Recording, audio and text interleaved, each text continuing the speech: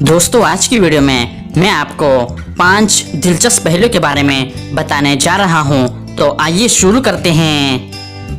पहेली नंबर 1, पैगंबरों की सरजमीन किस मुल्क को कहा जाता है?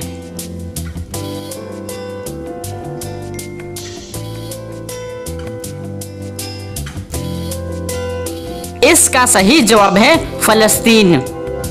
पहेली नंबर 2, किस नबी के हाथ में लोहा नरम हो जाता था?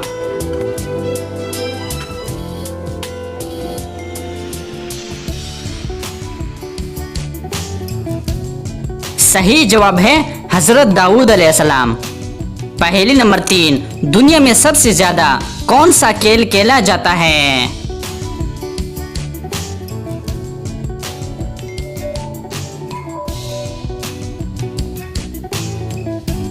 इसका सही जवाब है फुटबॉल। पहेली नंबर 4, वो क्या है जिसके दांत हैं लेकिन वो खा नहीं सकती?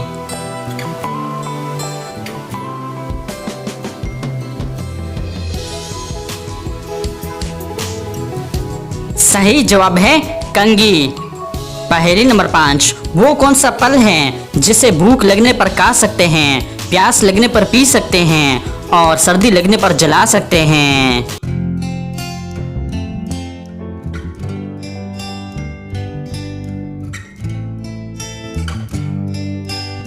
इसका सही जवाब है नारियल।